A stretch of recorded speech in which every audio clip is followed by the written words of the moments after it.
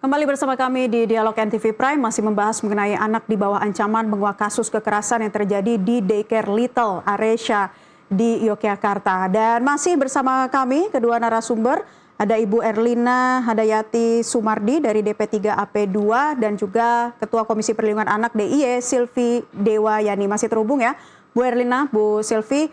Saya pertama ingin ke Bu Erlina terlebih dahulu. Ini bagaimana kondisi psikologis terkini atas laporan yang Ibu dapatkan terhadap korban anak yang ada dari Daycare Little Aresya ini? Sejauh ini kondisinya seperti apa, Bu Erlina? Ya, kalau hari ini tadi kan dilakukan asesmen ya di UPT PPA Kota Yogyakarta begitu. Dari hasil tadi kami berbincang-bincang dengan asesornya begitu, memang mendapat beberapa informasi kaitannya dengan kondisi anak-anak korban ini begitu. Variatif sekali masing-masing anak, gitu. Ada yang permasalahannya di kesehatannya, di tumbuh kembangnya, ada juga di psikologisnya. Tetapi hampir semuanya memang mengalami kondisi psikologis yang mungkin berbeda dengan anak-anak lain ya.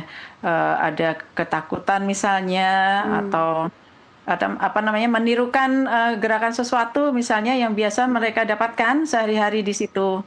Termasuk kalau dilihat dari fisiknya, meskipun belum ada pemeriksaan kesehatan ya, ini baru asesmen awal di psikologisnya begitu. Misalnya berat badan yang kurang, tinggi yang juga tidak normal begitu, tidak semestinya, artinya kurang. Kemudian juga beberapa permasalahan kesehatan, sering sakit, misalnya batuk pilek yang berkepanjangan dan sebagainya. Jadi itu pasti nanti dari hasil asesmen berikutnya itu kemudian akan terdata apa saja permasalahan dari masing-masing anak ini. Jumlahnya cukup banyak, sehingga semoga 2 hari ini bisa cukup. Artinya tadi sebagian, kemudian sisanya besok begitu. Sehingga kemudian setelah selesai nantinya bisa mendapatkan gambaran hasil asesmen awalnya, yang mungkin juga pasti akan dipublish juga, artinya akan diinformasikan juga oleh DP3AP2 KB Kota Yogyakarta. Ya, Bu Silvi, temuan dari Komisi Perlindungan Anak Yogyakarta sendiri terhadap daycare ini atas tadi apa yang Bu Erlina sampaikan, ada mengalami berat badan kurang atau tidak mau makan dan lain-lain, itu seperti apa sih Bu yang ditemui?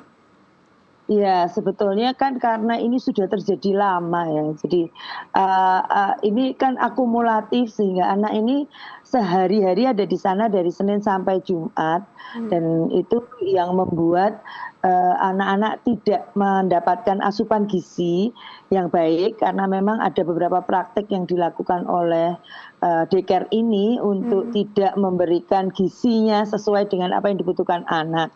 Nah, ini yang perlu kita dampingi juga. Kemudian tadi saya tambahkan mungkin dari Bu Erlina, selain anak-anak, ini yang mengalami trauma kan juga orang tua. Nah, ini juga menjadi PR karena hampir semua orang kemudian ketakutan dan ada yang depresi juga tadi ditemukan orang tua ya, terutama ada yang depresi karena perasaan bersalah yang besar. Ya, karena mereka itu sebetulnya sudah menyadari kok beberapa bulan ini anakku BB-nya turun, kemudian kok setiap kali diturunkan di daycare tersebut kok nangis gitu. Tetapi mereka abai karena mungkin lebih mempercayai persuasi yang dilakukan oleh daycare tersebut. Sewaktu selalu ditanya kan ada itu. Nah, ini kan akan menjadi bahan pendalaman di pihak kepolisian juga, bagaimana kemudian daycare ini berusaha untuk menutupi berbagai hal gitu.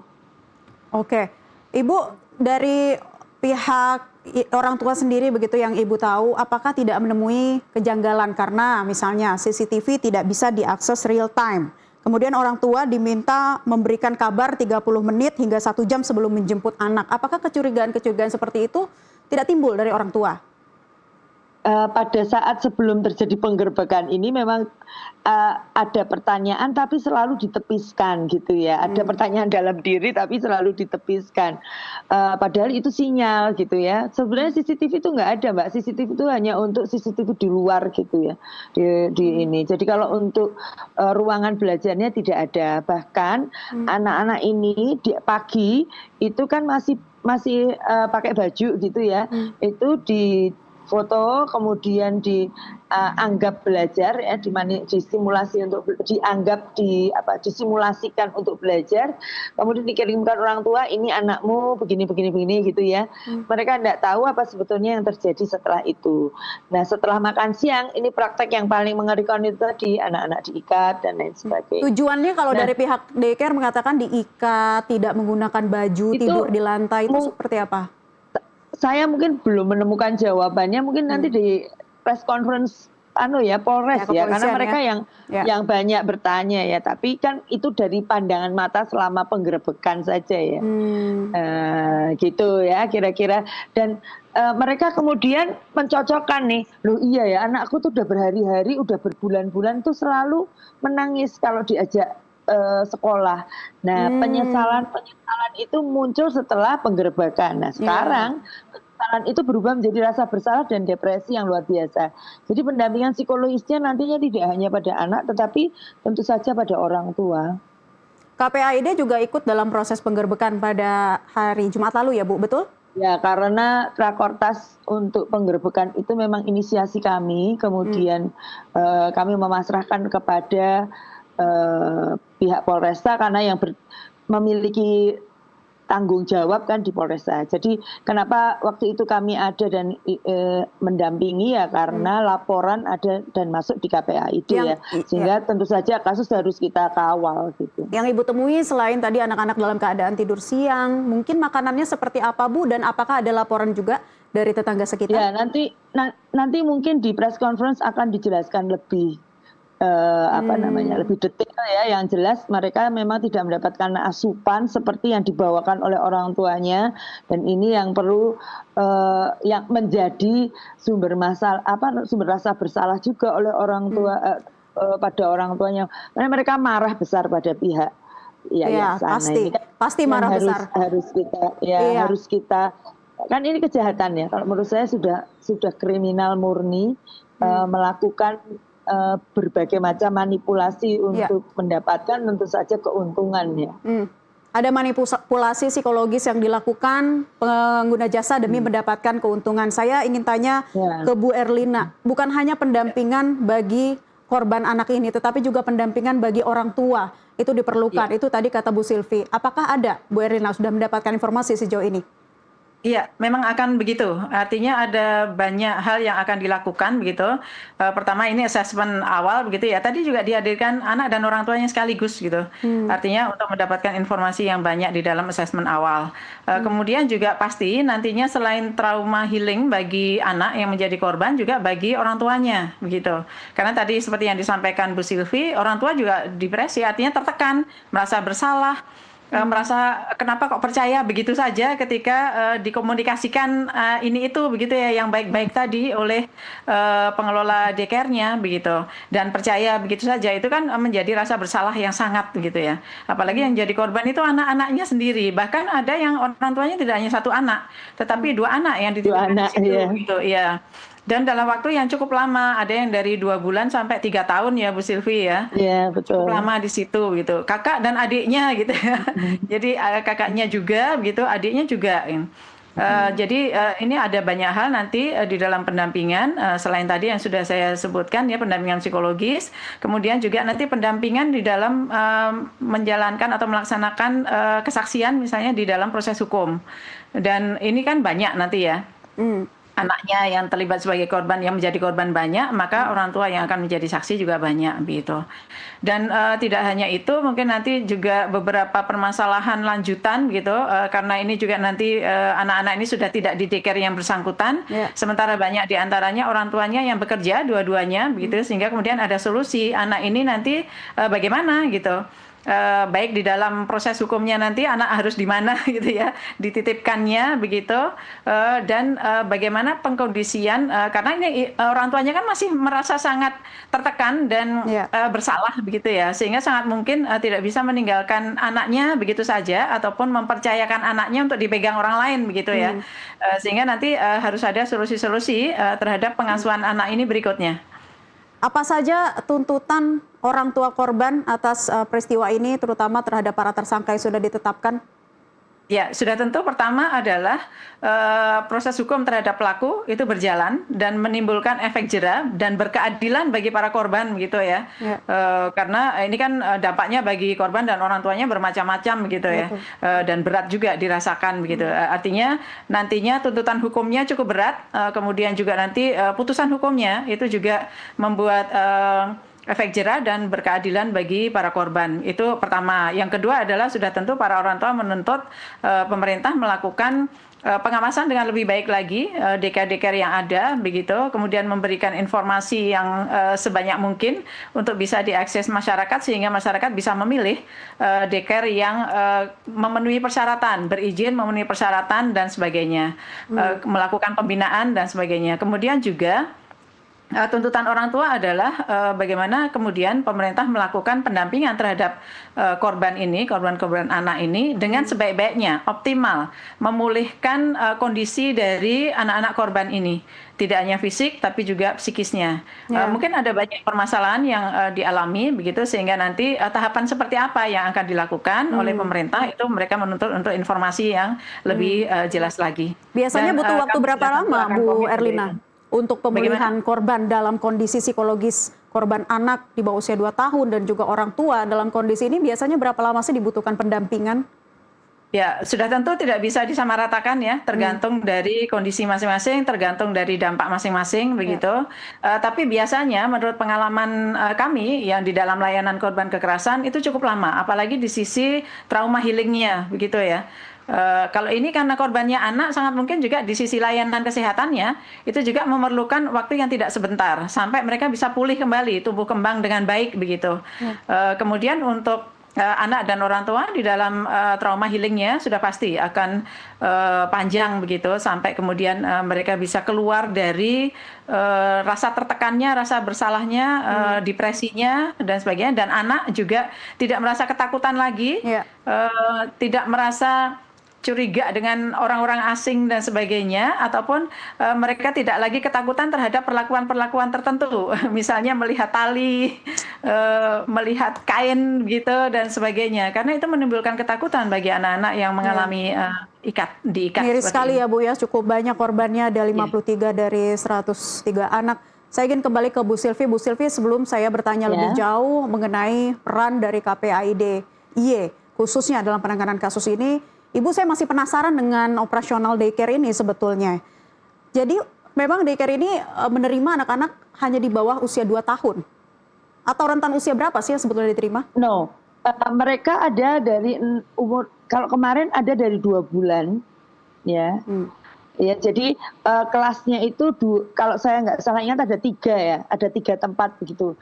Anak yang umur 2 bulan sampai 1 tahun, lalu yang fotonya banyak beredar itu adalah anak umur 1 sampai 3 tahun, lalu kemudian 3 tahun ke atas itu sendiri lagi. Nah, yang memang berat itu di usia 1 sampai 3 tahun, karena anak-anak ini kan dianggap supaya mungkin tidak banyak repot bergerak begitu ya, sehingga dilakukan prosedur-prosedur tersebut gitu ya.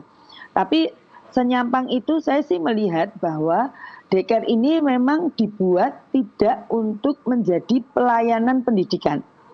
Saya yakin itu. Karena kalau dia menjadi pelayanan pendidikan bagi masyarakat, dia pasti tidak melakukan praktek-praktek yang dia lakukan ini. Nah, ini kan harus kita cek ya, kok bisa sampai seperti itu. Kalau dari sisi pengasuh, kenapa 30 orang pengasuh itu kemudian melakukan hal yang sama gitu, apakah sama-sama mereka memang tidak berperi kemanusiaan ya, karena memang SOP itu seperti SOP yang dipaksakan, jadi ijazah mereka ditahan, kemudian ada beberapa aturan yang mungkin nanti besok di Polresta akan lebih rinci lah, karena mereka yang menuliskan dan melakukan proses penyidikan ya. Saya kan hanya pendampingan, tapi senyampang itulah yang ada di dalam operasional. Kemudian yang ketiga, kenapa tidak menjadi layanan pendidikan adalah mereka tidak berizin. Dalam waktu 7 tahun tanpa izin itu adalah sesuatu yang muskil. Kalau dia memang ingin baik, dia harus mengembangkan diri juga gitu ya, untuk apa namanya, untuk bisa menjadi layanan yang berstandar. Karena seharusnya ada standar-standarnya itu, seperti akreditasi begitu. Ya. Yang berizin dan tidak berizin jelas ada standar yang begitu berbeda ya Bu ya, termasuk juga screening bagi para pengasuh-pengasuhnya dan juga untuk lokasi ataupun tempat dari daycare ini sendiri. Kalau Ibu lihat di sana dari KPAID tidak cukup menampung sebetulnya untuk jumlah anak yang begitu banyak kah? Ya, sebetulnya apa ya, tempatnya itu cukup luas, tapi karena dibagi jadi area, yang satu adalah area terbuka untuk belajar, yang satunya itu area tertutup yang kita tidak bisa akses itu, yang kemarin kemudian ada penggerebekan itu. Sehingga di area yang untuk istirahat itu kan orang lain tidak boleh masuk tuh. Seharusnya memang sudah dicurigai dari awal, kenapa orang tua tidak boleh masuk di situ. Dan itu restricted sekali, sampai kemudian ada aturan orang tua harus menyampaikan atau menginformasikan in advance sebelum menjemput dan lain sebagainya. Itu kejanggalannya sudah banyak sekali. Nah, kalau dari tempat lu istirahat jelas tidak layak ya. Karena pertama seharusnya menggunakan tidak hanya matras tetapi kasur. Ini tidak ada sama sekali kan kasur. Itu jelas. Anak tidak boleh dalam kondisi telanjang. Apa yang membuat orang tua tergiur untuk menaruh jasanya kepada daycare ini, Bu? Ya, saya sendiri mendapatkan potongan-potongan informasi yang intinya adalah memang pengelola ini cakap sekali dalam membungkus sesuatu ya, sehingga apa namanya, janji yang dituangkan di dalam rancangan belajarnya dengan yang sesungguhnya kan tidak dilakukan itu, tetapi WA kan punya WA ya, grup WA, ya, enggak ada grup WA. Ini juga perlu dicurigai ya, enggak ada grup WA dari. Nah, itu satu-satu mendapatkan rayuan, kemudian semacam kata-kata manis, janji manisnya itu memang lewat personal sih, sangat personal. Dan itu kalau kebetulan karena teman-teman kami itu yang di OPD di Yogyakarta itu, kantor-kantor Yogyakarta itu banyak menitipkan di situ, sehingga kita kan bisa bertanya ya, mereka itu mendapatkan janji-janji tersebut dan percaya, walaupun anaknya menunjukkan hal-hal yang tadi kita katakan tadi, nangis, baju ibunya sama bapaknya itu kenceng gitu ya, dipegang kencang sekali karena nggak mau turun, kayak gitu-gitu deh. Ya, padahal dari temuannya ada anak sampai usia 3 tahun ke atas ataupun sampai 5 tahun yang seharusnya sudah bisa mengadukan apa yang terjadi ini kepada orang tua di sana, tetapi mungkin orang tua karena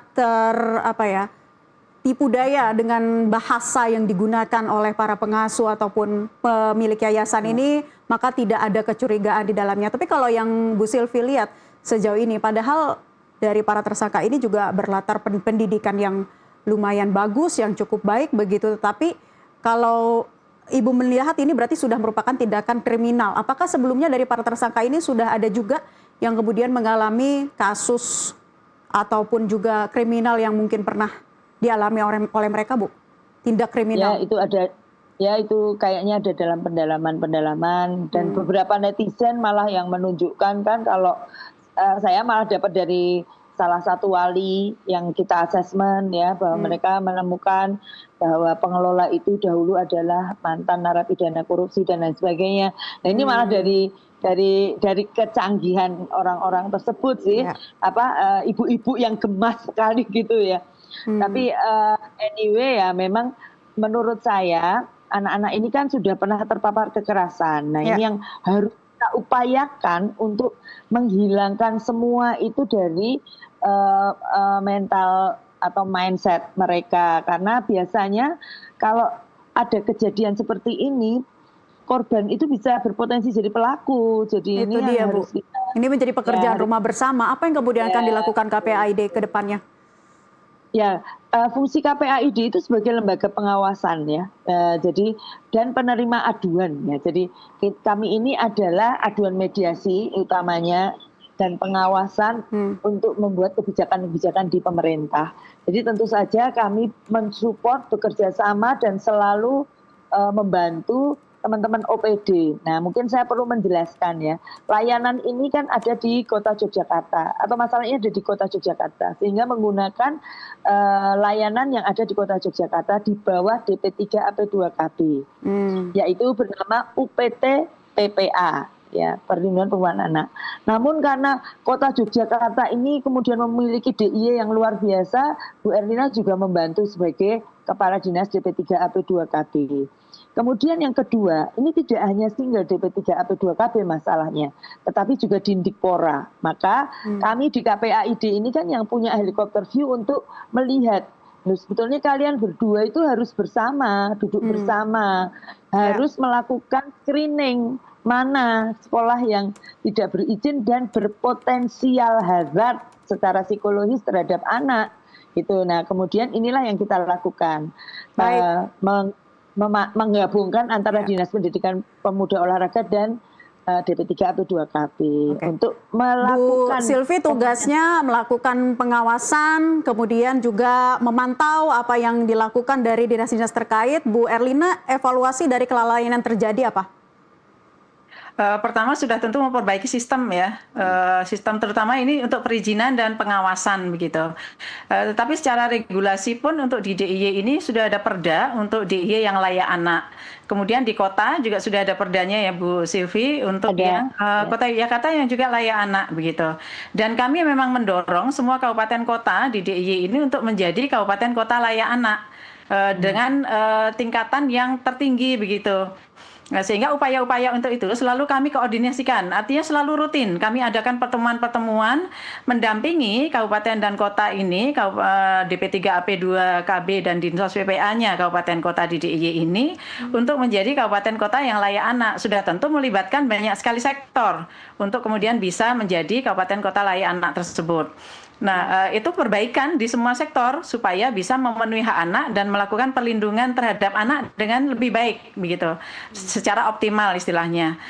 Jadi untuk yang taman asuh ramah anak pun atau daycare atau TPA ini itu selalu kami dorong sudah tersosialisasikan, teredukasikan untuk kemudian masing-masing ini mendapatkan pembinaan untuk menjadi taman asuh yang ramah anak. Sesuai dengan standar, artinya standar nasional itu kan sudah ada standarisasi nasional untuk taman asuh yang ramah anak di beberapa dekade di DIY sudah ada yang mendapatkan standarisasi nasional tersebut dengan pendampingan dari kami maupun pendampingan dari dinasnya kabupaten dan kota masing-masing. Nah, itu sudah tentu terhadap yang sudah berizin, yang masuk di dalam data kami begitu. Kalau yang belum berizin sudah tentu belum masuk, sehingga kemudian luput dari pembinaan untuk menjadi taman asuh yang ramah anak tadi. Sudah tentu nanti kami akan bekerja sama dengan masing-masing kabupaten kota, baik itu DP3AP2KB-nya maupun dengan disdiknya begitu.